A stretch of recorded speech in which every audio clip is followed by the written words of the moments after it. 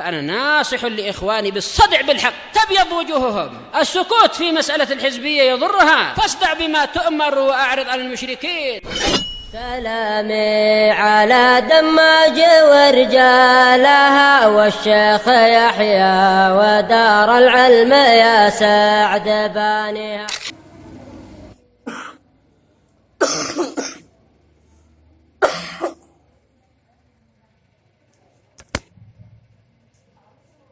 بسم الله الرحمن الرحيم.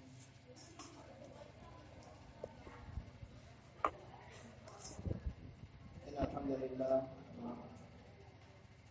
نحمده تعالى ونستعينه ونستغفره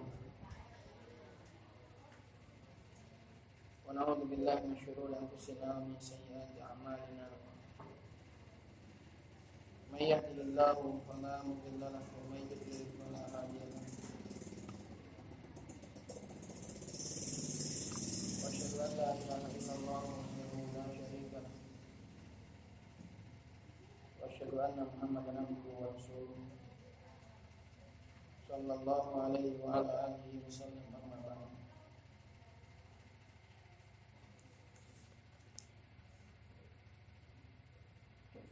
Kita sampai pada poin yang ke-15 dari poin-poin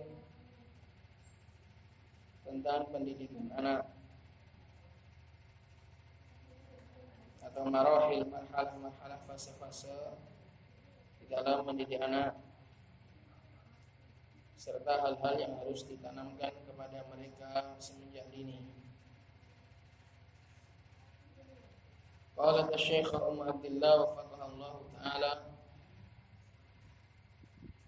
al-khamis ashar ishrahi lahu ma'na al-ayati aw al-hadits alladhi taqra'inahu alayhi.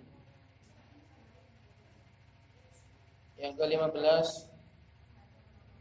ishrahi lahu, jabarkanlah, jelaskanlah kepada anakmu tentang makna ayat atau makna hadis yang kamu bacakan kepadanya. Satu ayat, dua ayat, bacakan dan jelaskan kepada anakmu.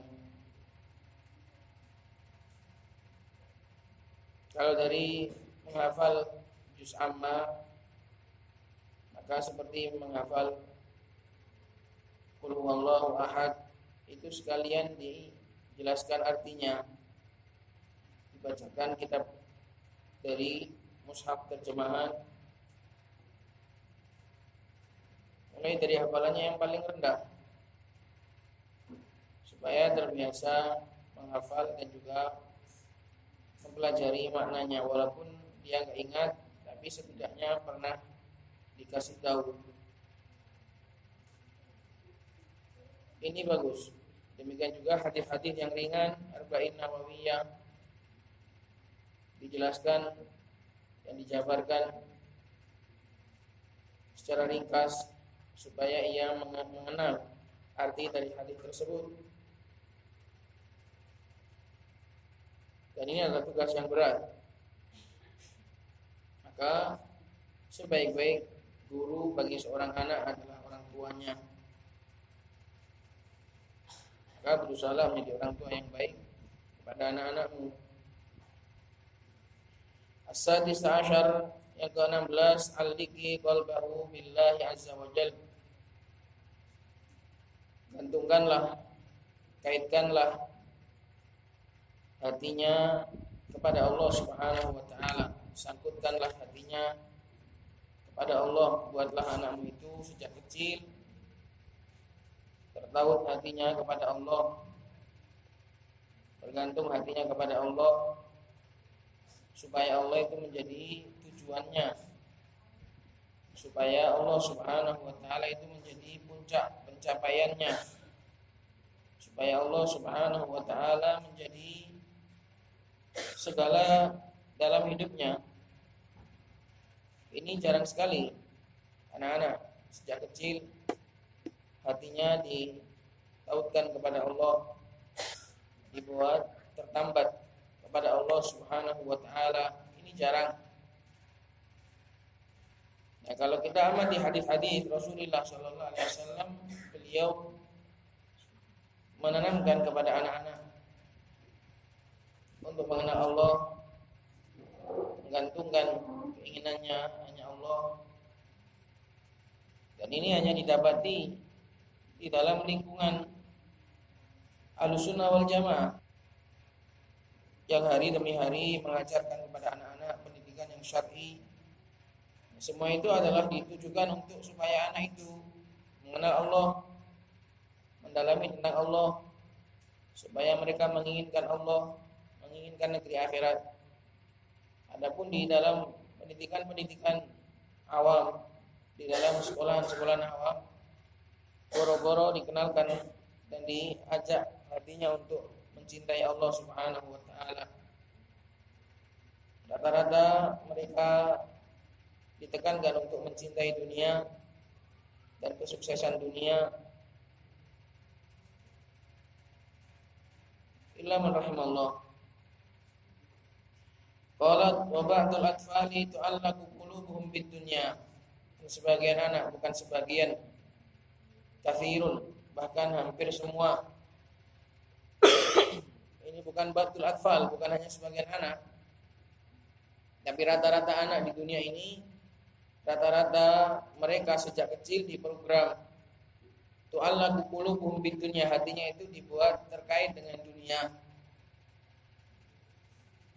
Program sekolah itu supaya mereka mendapatkan ijazah, supaya nanti mudah dalam mendapatkan pekerjaan, supaya nanti mudah di dalam melanjutkan aktivitas dunianya.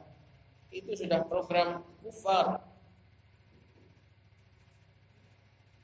Anak manusia di dunia ini sejak kecil didoktrin, bahkan kita semua didoktrin untuk menjalani roda kehidupan seperti itu.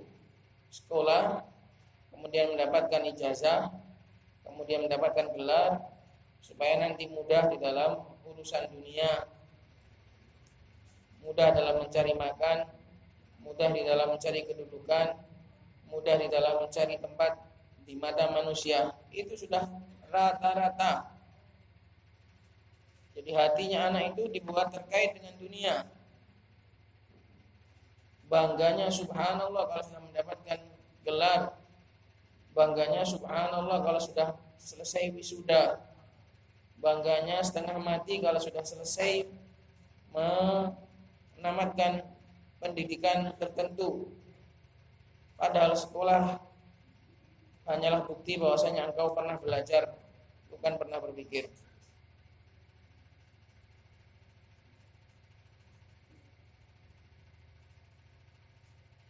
Maka ini adalah termasuk kesalahan yang sudah menjadi kesalahan global. Anak-anak yang ditanamkan kepada mereka tentang tujuan melulu dunia. Kalaupun ada pelajaran agama, kalaupun ada tentang agama, itu hanya sebagai pewarna saja. Agama itu cuma sebagai pelengkap. Di dalam pendidikan-pendidikan mayoritas kaum muslimin di dunia ini, pelajaran agama itu cuma pelengkap. Ada ya alhamdulillah, nggak ada yang nggak apa-apa, gitu. Maka itulah bahayanya menaruh anak-anak kita di sekolah-sekolah umum, karena akan jauh dari agama, jauh dari mengenal Allah Subhanahu wa taala. Maka alhamdulillah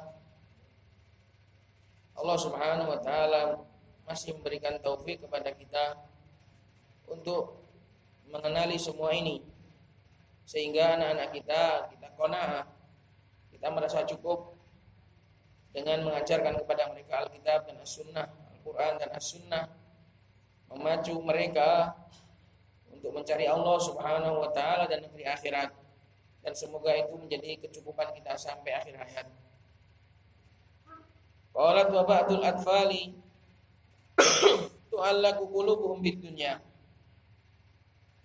wa bisyahadat, dan juga dengan gelar-gelar dan juga pengakuan-pengakuan di mata manusia. Ini sudah merambah kemana-mana, bahkan sudah marak di tengah-tengah orang yang menisbahkan diri kepada salaf. Ini bukan hanya di orang awam saja sudah. Bahkan virus ini sudah menjamur dan juga sudah memenuhi hati orang-orang yang menisbahkan diri kepada salaf. Mereka semua sudah mulai gandrung, sudah mulai tergila-gila, sudah mulai mabuk kepayang dengan apa yang namanya syahadat, gelar-gelar dan juga titel. Padahal semua itu la tusawi ba'rah, kata Syekh Mukbil. Semua syahadat, semua ijazah beliau la tusawi ba'rah, tidak setara dengan kotoran sapi. La tusawi ba'rah. Syekh juga mengatakan demikian, la tusawi basalah, tidak setara dengan sebiji bawang.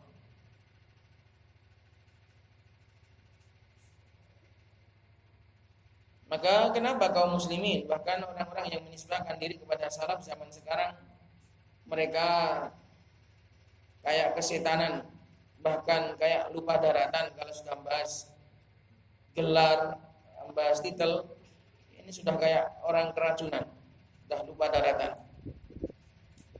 Maka alhamdulillah, semoga kita tidak terpedaya dan terpengaruh mengikuti mereka dan mencukupkan diri dengan apa yang mencukupkan dengannya para ulama kita.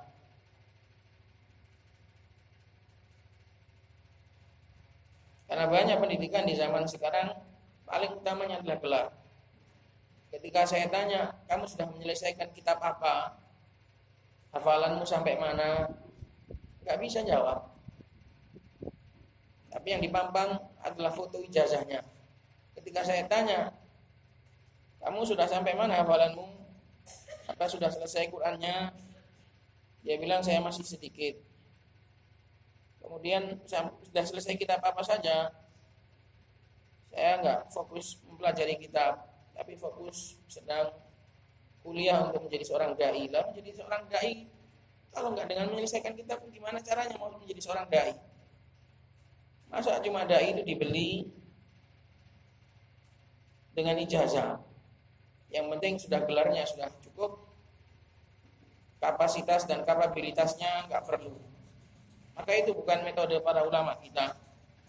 Para ulama mereka belajar dengan cara menyelesaikan kutub, dengan cara menyelesaikan hafalan Quran, hafalan hadis, menamatkan kitab-kitabnya para ulama sebelum mereka.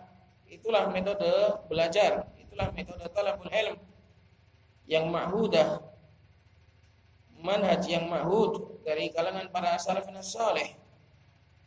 Adapun metode belajar di zaman sekarang, bahkan di mahat-mahat yang menisbahkan kepada Syekh bin Baz, mahat-mahat kepada menisbahkan kepada para ulama salaf, rata-rata metode belajar mereka sudah jauh dari belajarnya para salaf. Bukan lagi kitab yang ingin diselesaikan, yang penting kurikulum selesai, yang penting target mendapatkan gelar. Ya subhanallah, ini termasuk fenomena yang membuat kita itu iba dan mengelus dada. Bagaimana mungkin kaum muslimin, anak-anak kaum muslimin dipacu seperti itu? Kitab-kitabnya para ulama diganti dengan kitab-kitab kurikulum. Bahkan fakta, sebagian santri dari kawan-kawan kita di Probolinggo ketika belajar di tempat-tempat seperti itu ditanya, apakah kamu kenal para masyayikh Ahlussunnah wal Jamaah seperti Syekh Utsaimin, Syekh bin Baz, Syekh Al-Albani, Syekh Mukbil? Enggak kenal sama sekali. Karena tidak ditekankan. Yang penting dipacu supaya selesai kitab kurikulum dan mendapatkan gelar, dan mendapatkan ijazah. Kemudian gelarnya sederet, gelar di lencana di dadanya. Kemudian bismillah berangkat berdakwah. Nasallallahu salamul afiyah. Maka jangan seperti itu ya ikhwah, anak-anak kita jangan seperti itu. Gantungkanlah hati mereka kepada Al-Quran, kepada Allah, kepada hadis, kepada sunnah. Itulah pendidikan yang benar. Wa ba'dul atfali tu'allaqu qulubuhum bid dunya wa bisyahadat wa yumla'u qalbuhu bil awham, dan hatinya dipenuhi dengan waham, dugaan-dugaan, prasangka-prasangka. Nanti kalau nggak dapat ijazah gimana kita mau diterima manusia? Kalau nggak dapat gelar, kalau kita berdakwah nggak membawa gelar, bagaimana kita nanti akan diterima oleh kaum muslimin? Ini namanya auham, waham, angan-angan, was-was. Bil auham, dengan was-was. Farubbama yakhafu min dhillihi. Maka kerap kali seorang anak itu takut dari bayangannya sendiri. Ini adalah kinayah menunjukkan betapa penakutnya dia, nggak punya mental yang kuat untuk babat lahan dan berdakwah kepada Allah Subhanahu wa taala. Mentalnya itu hanya sekedar bergantung kepada gelarnya. Kalau dia punya gelar yang tinggi maka dia pede. Kalau gelarnya enggak punya, walaupun ilmunya tinggi, dia enggak pede. Ini namanya bergantung kepada gelar. Jadi dia menjadi takut pada bayangannya sendiri. Saking takutnya, saking penakutnya, tidak memiliki mental untuk bekerja, menjemur punggungnya di bawah terik matahari untuk mengais rezeki. Takut kalau menjadi seorang ustaz, takut dia enggak akan makan. Padahal itu semua adalah waham. Maka berdakwah kepada Allah Subhanahu wa taala termasuk sebab dimudahkannya rezeki. Walau anna ahlal qura amanu wattaqau la fatahna alaihim barakatim minas sama'i wal ard walakin kazzabu fa akhadnahum bima kanu yaksibun. Maka anak-anak kita tanamkan mental yang kuat. Tak perlu mengharapkan gaji dari berdakwah kepada Allah. Allah sendiri yang akan memberikanmu rezeki. Tapi kalau anak itu mentalnya lemah, penakut, takut gak makan, gak berani bekerja, mengandalkan gaji dari dakwahnya, berdakwah kok digaji, jadikan sebagai maksab, sebagai bisnis, sebagai lahan mencari makan. Ini gak benar. Adapun kita seandainya dikasih santunan atau diberikan bantuan, menerimanya hukumnya boleh. Tapi menjadikannya sebagai maksab, menjadikannya sebagai pekerjaan, menjadi sumber ma'isyah, sumber rezeki dengan cara berdakwah, itu salah. Itu bukan metodenya para anbiya. Tabi'u man la yas'alukum ajra wa hum muhtadun. Ikutilah orang yang tidak meminta upah dan mereka diberi petunjuk.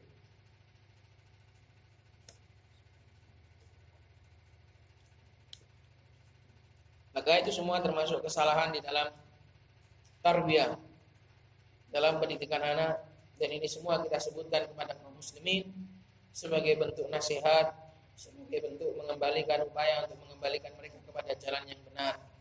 Tapi kadang nasihat seperti ini kerap kali disalahfahami, disuudon, diburuk prasangka.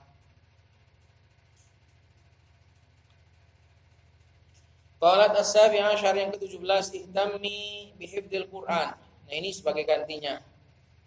Sebagai ganti dari syahadat, dari gelar-gelar dan juga ijazah-ijazah tadi. Ihtammi bihifdzil Qur'an.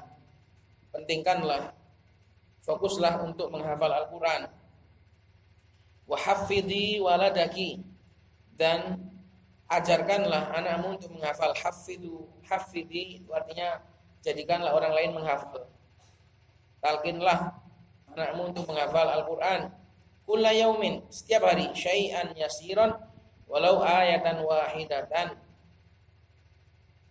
Sedikit, sesuatu yang sedikit walaupun hanya satu ayat itu lebih baik. Wallahi, seandainya kamu enggak ada di situ pendidikan, lembaga pendidikan yang syar'i, kemudian anakmu itu kamu biarkan di rumah bermain dan kamu ajari Al-Quran satu ayat tiap hari, itu wallahi jauh lebih baik daripada kamu harus memasukkannya ke dalam pendidikan-pendidikan yang tidak benar, lembaga-lembaga pendidikan yang mengarahkannya kepada kesesatan dan juga mukhalafat terhadap Alkitab dan As-Sunnah. Kalau ada lembaga pendidikan yang baik, alhamdulillah. Kalau nggak ada, ya ajari sendiri di rumah. Yang penting selamatkan dari lingkungan, jangan sampai dicampur dengan anak-anak orang awam, karena nanti akan hancur dan binasa dengan bersama mereka. Maka mulai dari Faqrah ini nanti akan didatangkan banyak sekali keutamaan-keutamaan tentang Al-Qur'an. Qalat fa innal mustaghilina bil Qur'an hum khairun nas. Sesungguhnya orang-orang yang sibuk dengan Al-Qur'an, mempelajari Al-Qur'an, mereka adalah sebaik-baik manusia. Kama fi Sahih Al-Bukhari min hadits Utsman bin Affan annahu qala Rasulullah sallallahu alaihi wasallam khairukum man ta'allama al-Qur'ana wa 'allamahu. Wa fi riwayatin lil Bukhari inna afdalakum badala khairu. Khairu dibaca khairu bukan khairin karena di hikayah. Badala khairu. Khairukum diganti dengan afdalakum.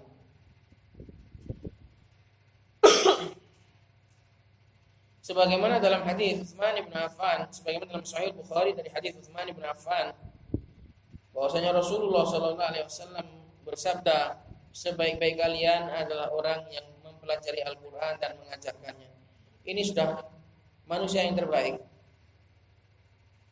Pekerjaan yang terbaik, program yang terbaik adalah program mempelajari dan juga mengajarkan Al-Qur'an. Setiap pengajar Al-Qur'an dia juga harus tetap mempelajari Al-Qur'an. Dan seorang yang mempelajari Al-Qur'an dia juga harus mengajarkannya. Jadi double, dia mendapatkan pahala ta'allum, belajar, dan dia juga mendapatkan pahala ta'lim. Inilah sebaik-baik manusia. Maka satu hadis ini saja sudah cukup menjelaskan kepada kita betapa mulianya seorang yang sejak kecil diarahkan kepada pendidikan Al-Qur'an. Betapa mulianya dia, betapa berbahagianya dia dalam hidup ini ditakdirkan oleh Allah Subhanahu wa taala bisa menyibukkan diri untuk mempelajari, bergelut dengan Al-Qur'an. Mempelajari Al-Qur'an mencakup mempelajari bacaannya, mempelajari tajwidnya, mempelajari cara menghafalnya, mempelajari maknanya, mempelajari bahasa Arab, belajar ilmu nahwu, belajar ilmu shorof, belajar ilmu tafsir. Semua itu adalah ta'allumul Qur'an. Dan juga mengajarkan semua itu adalah termasuk ta'limul Qur'an. Maka beruntunglah kita dan berterima kasihlah kepada orang tua kita yang sudah mengarahkan kita kepada pendidikan Al-Qur'an. Bagi anak-anak, bagi akhwat yang masih muda, bersyukurlah dan berterima kasihlah kepada kedua orang tuamu yang telah mendatangkanmu dan telah mengutusmu untuk pergi ke pondok mempelajari Al-Qur'an.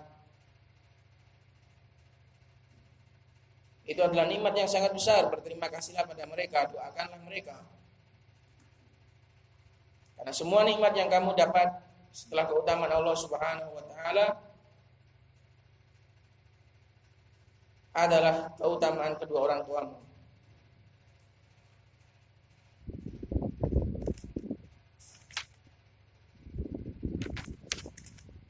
Qala wa fi riwayat al-Bukhari in afdalakum. Sebagai ganti dari khairukum, riwayatnya Imam Al-Bukhari, khairukum diganti dengan in afdalakum, sepaling utama-utamanya kalian.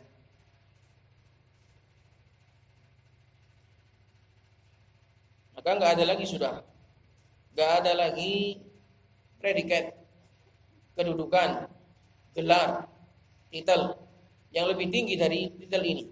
Ini adalah titel langsung dari Nabi Shallallahu Alaihi Wasallam. Beliaulah yang menjadi pewisudanya. Kalau titel dunia, gelar doktor, gelar sarjana, gelar profesor, itu hanya diwisuda oleh manusia. Kalau seorang pelajar Al-Quran yang mewisuda adalah Nabi Shallallahu Alaihi Wasallam melalui lisan beliau, maka sudah nggak ada lagi tandingannya. Seorang yang berhasil di dalam mempelajari Al-Quran dan juga dalam mengajarkan Al-Quran itu langsung diwisuda oleh Nabi Shallallahu Alaihi Wasallam dengan sabda ini, khairukum man ta'allama Al-Quran wa 'allama. Inilah sebagus-bagusnya gelar, inilah setinggi-tingginya gelar Dan inilah semulia-mulianya titel yang seharusnya seorang hamba bersungguh-sungguh dan giat serta terpacu untuk mencarinya. Qalat wa qad awsa an-nabiy sallallahu alaihi wasallam ummatahu bil ihtimami bi sya'nil Qur'an. Dan ini bukan hanya berita saja. Nabi tidak hanya memberitakan sebaik-baik kalian, tapi Nabi juga sudah berwasiat. Nabi juga sudah berpesan. Wasiat itu adalah pesan yang ditekankan, itu namanya wasiat. Wasiat definisinya adalah pesan yang dikuatkan, namanya wasiat. Nabi sudah berpesan dan berwasiat kepada umatnya untuk supaya mereka fokus dengan pelajaran Al-Qur'an. Qala al-Imam al-Bukhari rahimahullahu taala al-mujallad at-tasi' raqam hadits 5022 Haddatsana Muhammad ibn Yusuf qala haddatsana Malik bin Mughwal qala haddatsana Talhah qala sa'altu Abdullah ibn Abi Aufa awsan Nabi sallallahu alaihi wasallam faqala la faqultu kaifa kutiba 'alan nasi al-wasiyatu umiru biha wa lam yusi qala awsa bi kitabillah. Dari hadisnya Talhah, beliau bertanya kepada Abdullah bin Abi Aufa, apakah Nabi sallallahu alaihi wasallam pernah berwasiat? Beliau menjawab, enggak. Fakultu kaifa kutiba 'alan nasi al-wasiyah, bagaimana mungkin diwajibkan manusia itu untuk berwasiat? Umiru biha, bagaimana mereka diperintahkan untuk berwasiat sedangkan beliau sendiri enggak pernah memberikan wasiat, walam yusi, beliau sendiri enggak berwasiat. Faqala, maka kata Abdullah bin Abi Aufa, ausa bi kitabillah, wasiatnya Nabi adalah wasiat secara umum, yaitu beliau berwasiat untuk supaya umat ini peduli dengan Al-Qur'an. Dikatakan oleh para ulama, kenapa Nabi tidak berwasiat dan kenapa wasiatnya hanya tentang Al-Qur'an? Karena kalau sudah berwasiat, kalau sudah diwasiatkan untuk mempelajari Al-Qur'an, ya kebaikan di situ semua. Berarti seakan-akan wasiatnya Nabi itu sudah paling lengkap sudah. Walaupun itu cuma satu, tapi itu sudah paling lengkap. Karena beliau mewasiatkan kepada induknya, yaitu Al-Quran. Jadi seakan-akan, walaupun beliau tidak berwasiat, tapi seakan-akan beliau telah berwasiat dengan sebaik-baiknya wasiat, yaitu supaya manusia ini peduli dengan Al-Quran. Karena dari Al-Quran itulah segala kebaikan dengan izin Allah Subhanahu wa ta'ala akan diraih. Qala al-Hafidz, berkata al-Hafidz Ibnu Hajar, al-muradu bil wasiyati bi kitabillahi hifdhuhu. Di situ ada yang kurang itu. Kalau sesuai dengan cetakan buku saya itu ada yang kurang. Wa yuttaba'u fihi, itu salah. Ditulis ya. Bunyi aslinya dalam Fathul Bari gini. Al-muradu bil wasiyati bi kitabillahi hifdhuhu hissan wa ma'nan. Ditulis dikasih catatan kaki nomor 1, tulis sakoto jatuh, hissan wa ma'nan, fayukramu wa yusonu, itu jatuh. Kemudian di sini wa yuttaba'u, itu jatuh ma. Saya baca ini awalnya enggak paham iki piye bacanya wa yuttaba'u fihi, enggak kan lurus. Feeling saya pasti ada yang jatuh ini. Ternyata betul. Ada yang gugur, ada yang hilang. Yang benar itu wa yuttaba'u ma fihi, dikasih ma. Mafhum? Punya antum juga seperti itu? Enggak ada ma-nya. Wa yuttaba'u ma fihi. Kemudian ditulis lagi terus. Ini saya baca ya. Fayu'malu bi awamirihi wa yujtanabu nawahihi wa yudawamu ala tilawatihi. Itu di situ ada yang jatuh wa ta'allumuhu atau wa ta'allumihi wa ta'limihi wa nahwi dzalik. Ada jatuh wa ta'allumihi. Jadi yang jatuh itu hissan wa ma'nan fayukramu wa yuson. Kemudian yang jatuh juga ma, kemudian wa ta'allumihi. Itu jatuh. Ditulis, kalau enggak gitu nanti bingung teman baca ini.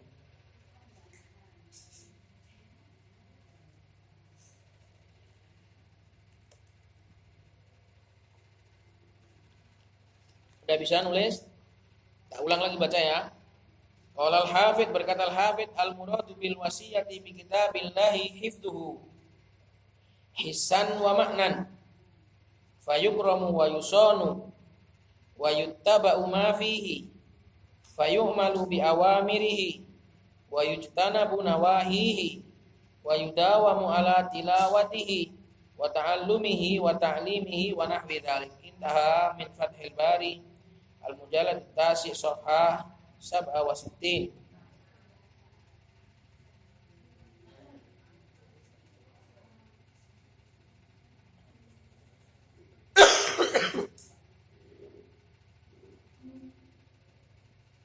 Berkata Al-Hafidz Ibnu Hajar, yang dimaksud dengan wasiat, apa yang dimaksud Nabi itu berwasiat Al-Quran, mewasiatkan Al-Quran? Gimana sih maksudnya Nabi SAW mewasiatkan Al-Quran? Maksudnya adalah hifdzuhu, dengan cara dihafal dan dijaga, hissan wa ma'nan, baik secara zahir maupun secara maknawi, dijaga lafaz-lafaznya, dihafal bacaan-bacaannya, dan juga dijaga secara maknawi, dijaga norma-normanya, dijaga ajaran-ajarannya. Itu namanya menjaga Al-Quran secara maknan. Hissan secara indra, secara zahir, juga secara maknan, dijaga secara norma-normanya, dijaga ajaran-ajarannya, dijaga batasan-batasannya. Itu maknanya Nabi mewasiatkan kita untuk menjaga Al-Quran. Dan juga wa yuttaba'u ma fihi fayukramu wa yusanu, maka Al-Quran ini dimuliakan dan dijaga. Karena orang kalau melanggar Al-Quran, menyelisih Al-Quran, berarti dia enggak memuliakan Al-Quran, sedang melanggar Al-Quran.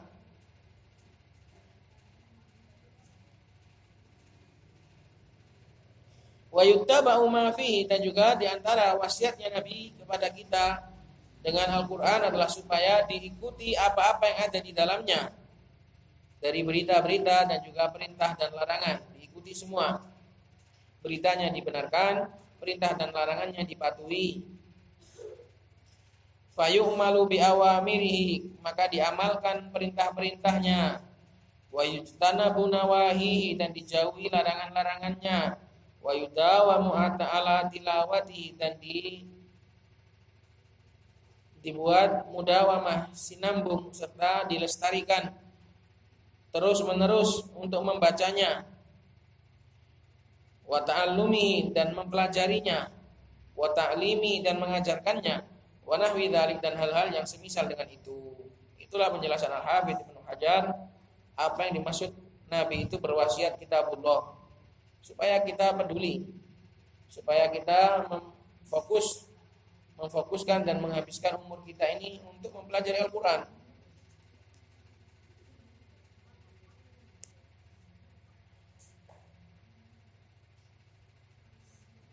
Maka umur ini ya ikhwah sangatlah singkat, kehidupan ini sangatlah singkat. Kalau tidak kita isi dengan kebaikan, tidak kita isi dengan Al-Quran dan As-Sunnah, waktu dan usia ini akan berlalu sia-sia.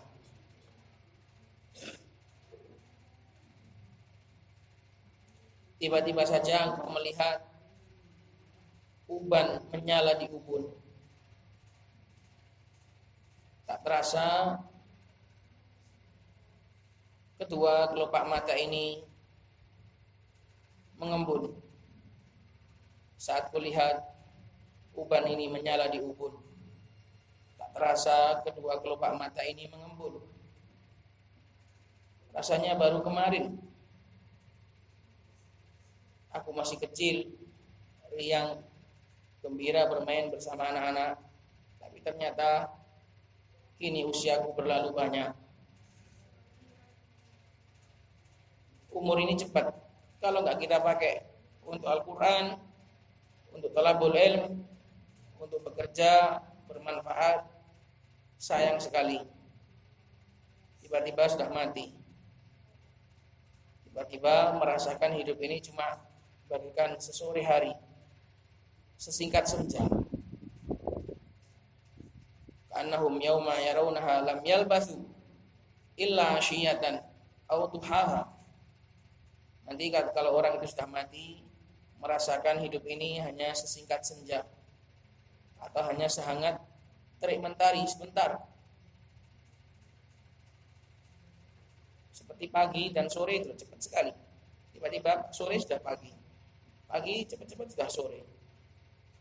Seakan-akan orang-orang kafir nanti mereka akan merasa hidupnya itu cuma bagaikan sesingkat senja. Maka kalau tidak digunakan dalam kebaikan ini, faya hasrata, bahwa hasrata, alangkah meruginya seseorang. Tapi kalau hidup ini masih dihiasi dengan taklim, masih dihiasi dengan belajar Al-Quran, As-Sunnah, maka hidup ini akan terasa sangat berarti. Singkat tapi hebat. Semoga Allah Subhanahu wa taala senantiasa memberikan kita taufik untuk mengisi hari-hari kita yang singkat ini dengan kebaikan. Itulah ya ikhwah betapa besar nikmat Allah Subhanahu wa taala. Qalat wal Qur'anu yashfa'u li sahibihi. Lanjut tentang keutamaan Al-Qur'an. Maka apa seperti ini apakah kita masih kurang? Masihkah kurang kemuliaan-kemuliaan seperti ini? Keutamaan demi keutamaan, pujian demi pujian dari Nabi sallallahu alaihi wasallam tentang Al-Qur'an. Masihkah tidak cukup? Masihkah engkau butuh kepada yang lain? Masihkah engkau mencari kebahagiaan yang lain selain Al-Qur'an? Qalat wal Qur'anu yashfa'u li sahibi, dan Al-Qur'an nanti akan menjadi syafaat bagi pemiliknya. Insyaallah taala. Qala Imam Muslim al-mujallad al-awwal di rakam hadis 553. Kata Imam Muslim, hadatsani Al-Hasan ibn Ali Al-Hulwani, qala hadatsana Abu Taubah wa huwa Ar-Rabi' ibn Nafi', qala hadatsana Muawiyah yakni ibn Sallam an Zaid annahu sami'a Aba Sallam yaqulu haddatsani Abu Umamah Al-Bahili Sudai bin Ajlan. Abu Umamah Al-Bahili namanya adalah Sudai bin Ajlan radhiyallahu taala anhu. Annahu qala sami'tu Rasulullah sallallahu alaihi wasallam yaqul, aku mendengar Nabi sallallahu alaihi wasallam beliau bersabda, Iqra'ul Qur'an fa innahu ya'ti yaumal qiyamati syafi'an li ashabihi. Bacalah Al-Qur'an terus, karena sesungguhnya dia akan datang pada hari kiamat menjadi syafaat bagi pemiliknya. Maka hadis-hadis seperti ini kita hafal, tapi kadang kita lupa. Maka semoga ini bisa menjadi pemupuk semangat untuk terus memperbanyak membaca Al-Quran, belajar Al-Quran, dan tidak pernah merasa kenyang dari mempelajari Al-Quran. Wa qala rahimahullahu ta'ala al-mujallal awal birakam hadis 554. Haddatsana Ishaq bin Mansur qala akhbarana Yazid bin Abdi Rabbih qala haddatsana Al-Walid bin Muslim an Muhammad bin Muhajir an Al-Walid bin Abdurrahman Al-Jarshi an Jubair bin Nufair annahu qala sami'tu An-Nawwasa ibn Sam'an Al-Kilabi. An-Nawwas bin Sam'an radhiyallahu ta'ala anhu sahabi. Yaqulu sami'tu Rasulullah sallallahu alaihi wasallam, aku mendengar Rasulullah sallallahu alaihi wasallam bersabda, yu'ta bil Qur'ani wa ahli. Yu'ta bil Qur'ani wa ahli, akan didatangkan nanti pada hari kiamat dengan Al-Qur'an dan juga pemiliknya. Alladzina kanu ya'maluna bihi, yang dahulu di dunia itu mengamalkan Al-Qur'an. Yang namanya ahlul Qur'an, ahlus syai' adalah khassun nasi bihi. Ahli dari sesuatu adalah manusia yang paling khusus dengannya. Ahli Quran berarti orang-orang khusus yang dekat, akrab dengan Al-Quran, itu namanya ahlul Quran. Tapi khusus yang mereka itu beramal, yang mengamalkannya, cuma pandai baca, cuma pandai mengajarkan, cuma pandai menyampaikan, kalau tidak berusaha mengamalkannya ini percuma. Waliyadzubillah. Maka Al-Quran bukan hanya dibaca, tapi juga diamalkan. Alladzina kanu ya'maluna bihi. Dan inilah yang berat. Sekedar mengajarkan, sekedar mempelajari, itu masih bisa ditanggung. Tapi kalau mengamalkan, ini butuh benar-benar isti'anah kepada Allah Subhanahu wa taala. Agar amalan-amalan kita, gerak-gerik kita, tingkah laku kita, perangai kita sudah benar-benar sesuai dengan Al-Quran. Takdumu suratul Baqarah wa Ali Imran, akan dipimpin, akan dikawal oleh surat Al-Baqarah dan juga surat Ali Imran. Tuhajani an sahibihima, nanti pada hari kiamat akan keduanya, Al-Baqarah dan juga Ali Imran, akan menjadi pembela bagi pemiliknya. Kamu kalau di dunia ini banyak menghafal Al-Quran, banyak baca Al-Quran, banyak mengamalkan Al-Quran, nanti Al-Baqarah dan Ali Imran akan menjadi pembelamu di hari kiamat.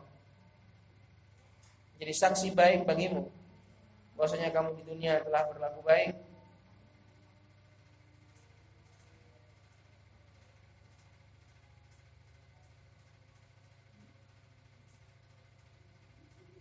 Qalat ahaditsu mutafarriqatun fi fadlil Qur'ani wa ahli. Beberapa hadis yang berbeda, beberapa hadis yang mutafarriqah, hadis-hadis lain tentang keutamaan Al-Qur'an dan juga Ahlul Qur'an. Kenapa seperti ini diperpanjang? Karena minat dari kaum muslimin terhadap Al-Qur'an sudah semakin menipis.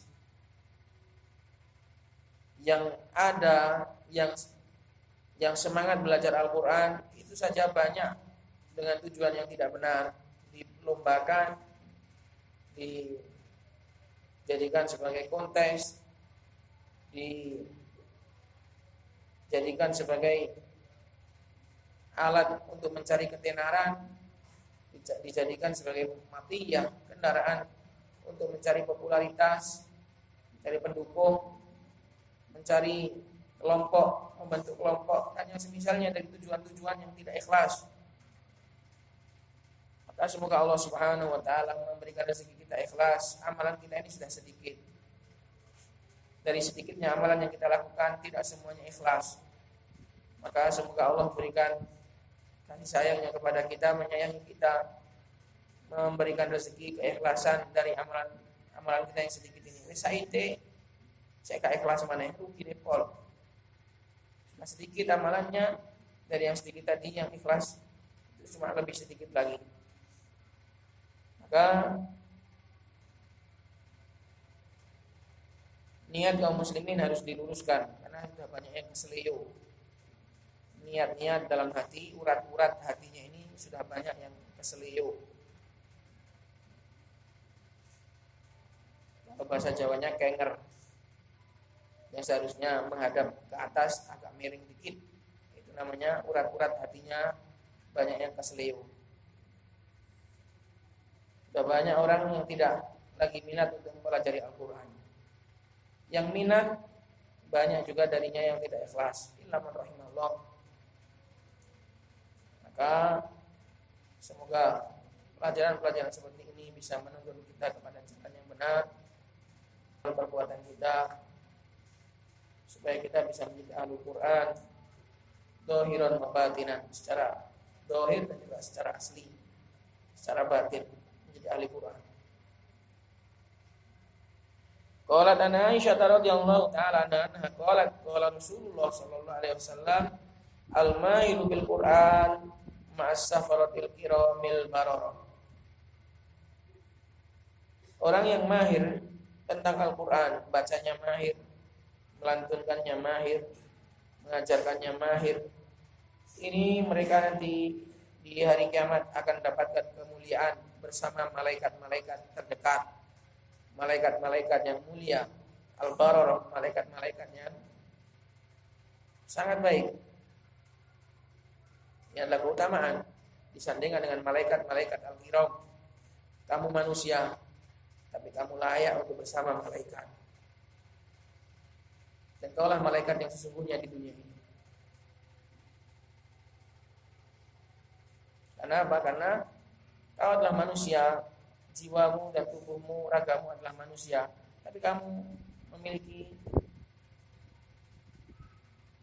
kebaikan yang layak untuk disebut sebagai malaikat. Disebut sebagai malaikat yang tak bersayap. Walladzi yaqra'ul Qur'an wa yatata'ta fihi, dan orang yang baca Al-Qur'an dan dia terbata-bata, tertatih-tatih bacaannya. Wa huwa alaihi syaqun, dan Al-Qur'an itu syaqun alaihi, wa huwa itu kembali kepada Al-Qur'an. Alaihi kembali kepada orang. Dan Al-Qur'an itu berat baginya, berat sekali baca Al-Qur'an.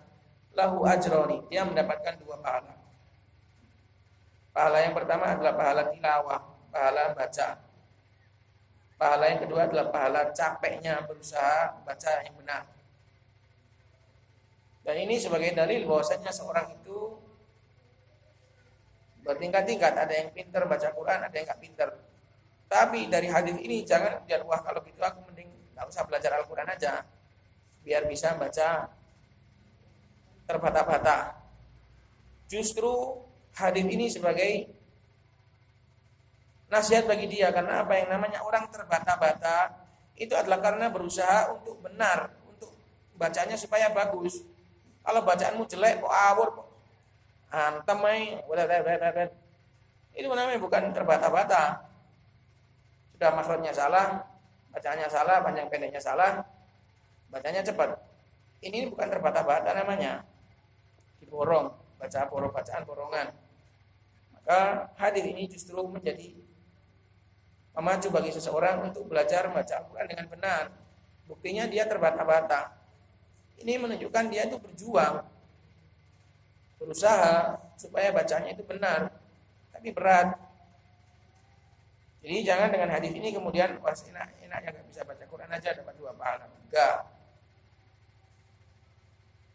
Yang dapat 2 pahala itu adalah orang yang belajar membaca Al-Quran dan belum mahir, bukan orang yang nggak belajar Al-Quran.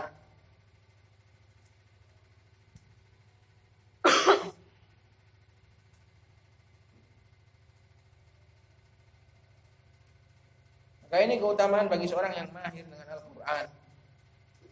Nanti akan disandingkan dengan para malaikat terdekat, malaikat yang mulia. Qala rawahu Syaikhan, hadis ini muttafaqun alaihi dari hadis Aisyah radhiyallahu taala anha. Wa Nabi Musa radhiyallahu taala anhu, dari sahabat Abdullah ibn Qais, Abu Musa al-Asy'ari.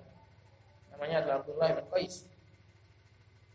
Annahu qala Rasulullah sallallahu alaihi wasallam, mathalul mu'minil ladzi yaqra'ul Qur'an mathalul utrujjah. Perumpamaannya seorang mukmin yang dia itu membaca Al-Qur'an adalah seperti perumpamaannya buah utrujjah.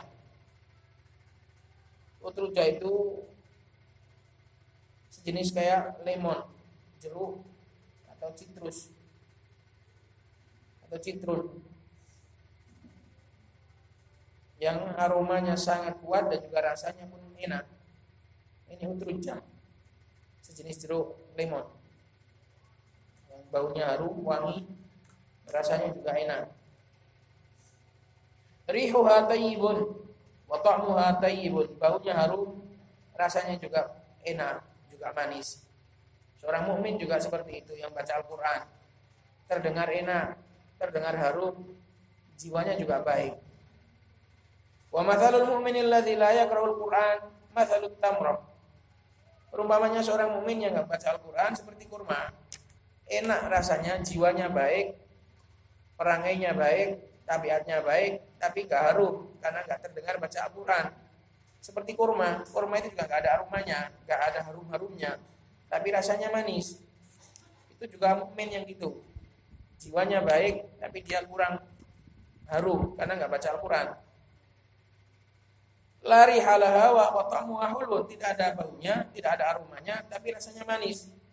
Wa mathalul munafiqil ladzi yaqra'ul Qur'ana kamathalur raihanah rihuha thayyibun wa ta'muha murrun. Adapun seorang munafik yang membaca Al-Qur'an, maka kebalikannya, dia seperti tanaman raihanah, bau-bauan, cuma wangi doang, dicium wangi, pas dijilat, masya Allah.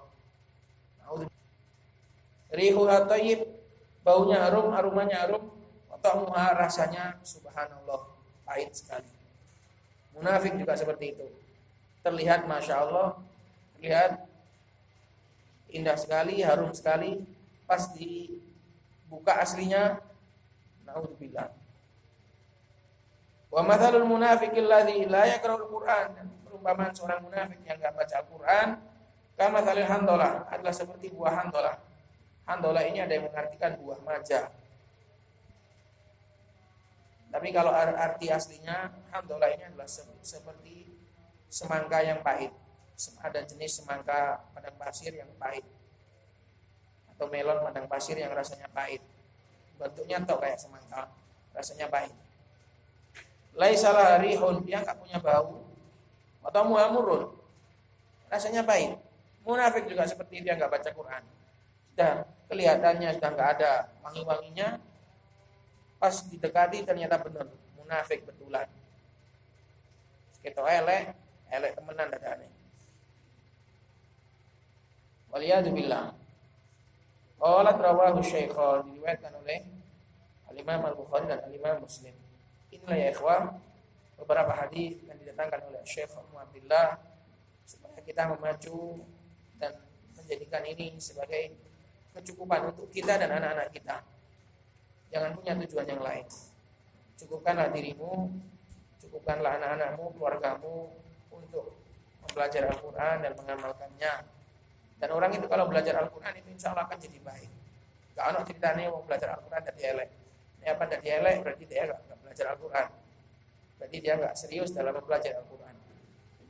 Inna hadzal Qur'ana yahdi lillati hiya aqwam. Pasti mengiring kepada yang lebih baik. Kalau ada orang belajar Al-Quran, mengakunya belajar Al-Quran, tapi kelakuannya tambah elek, ini gak belajar Al-Quran. Oke, wah, semoga kita bisa mengambil manfaat dari pelajaran ini. Subhanakallahumma wa bihamdika, asyhadu an la ilaha illa anta, astaghfiruka